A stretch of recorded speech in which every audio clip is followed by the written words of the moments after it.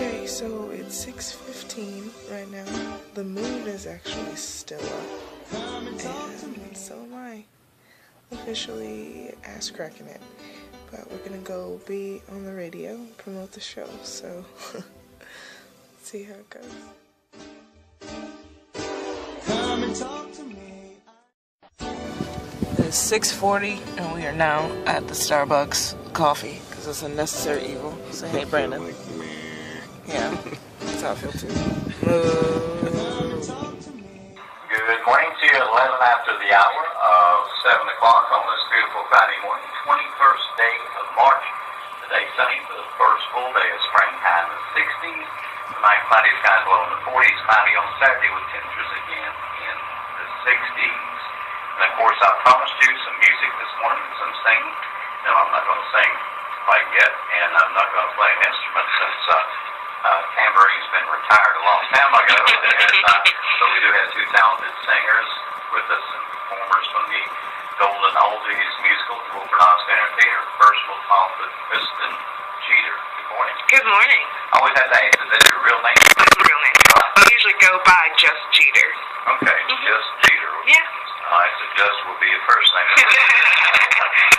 Because I've only had, I think there's 2 or 3 of the performers in 12 years that have not used their real name. You know, and one was from New York City. I think that might have been maybe the same up there. I don't know. Oh, you never know. And even in Roanoke around here, use a name so people won't bother them. And I always figured that name is what it is.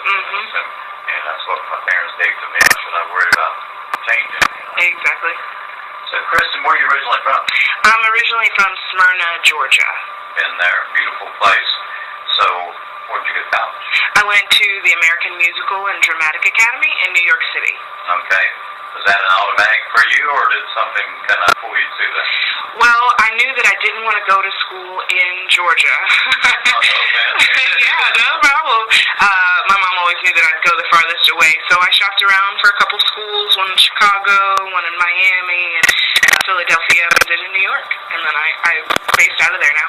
So, did they do a lot to refine your voice? Did you work on that or not? Yeah, definitely. We had a vocal coach, we had a musical theater class, we had voice and speech class, and then I had to take in essence, what was a remedial speech class to get rid of my southern accent. So I had to do some accent reduction. How do they do that?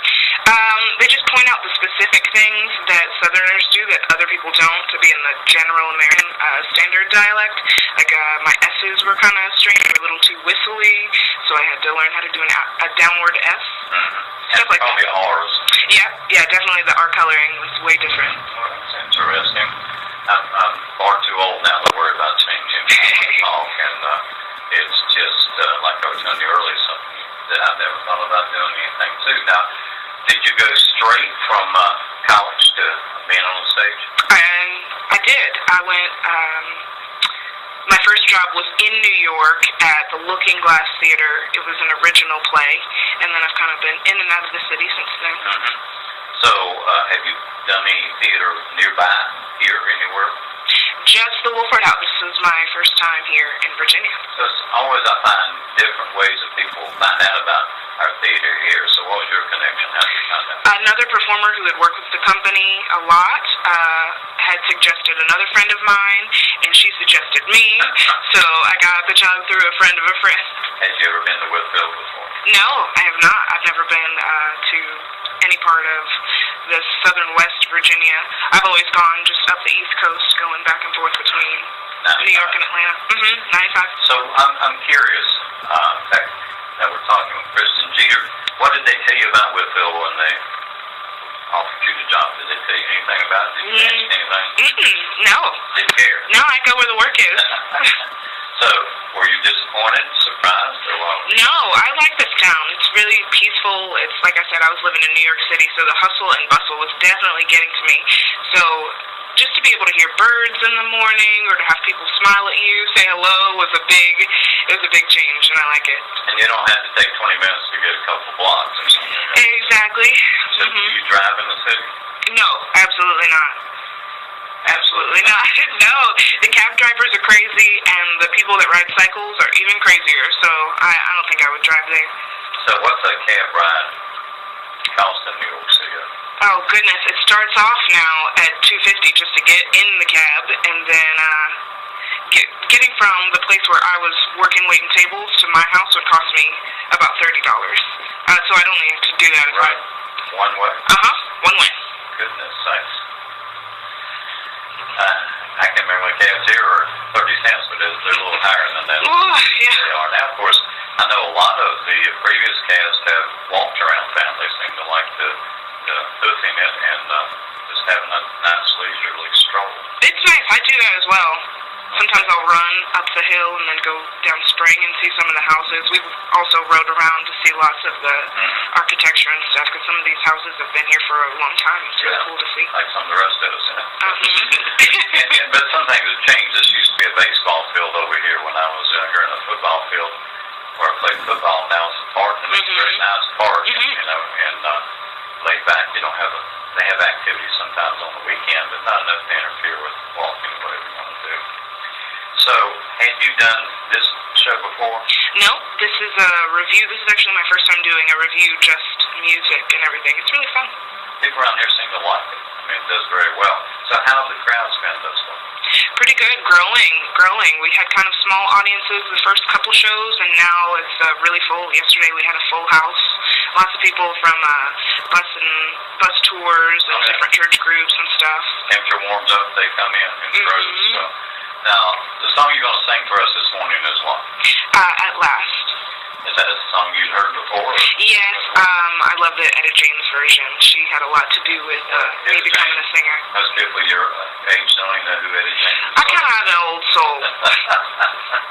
I won't touch that. Well, are you ready to sing for us? Sure, no problem. Whenever you're ready, Kristen Jeter from the show The Golden Oldies. And my love has come along. My only days are over, and life is like a song. I found a dream that I could speak to, a dream that I could call my own. I found a thrill to press my cheek to, a thrill that I'll never know. Oh, you smile.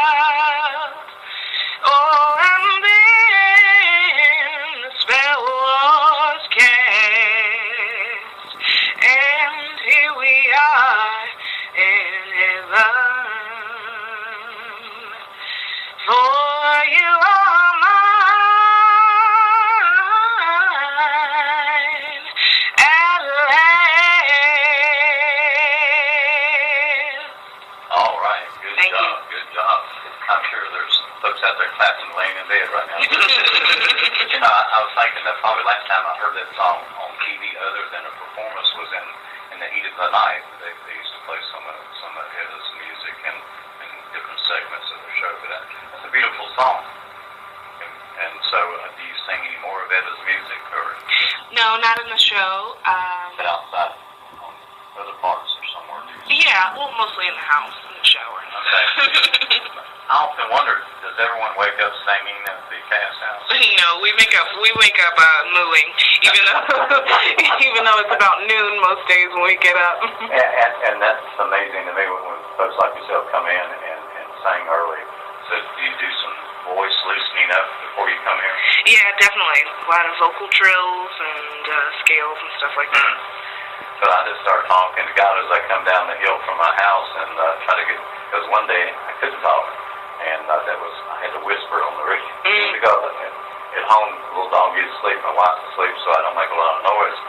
So when I got down here, I went to talking, and it was just a whisper. So, But the show must go on. Yes, it does. Yes, it doesn't have time to call anybody. They probably hear me.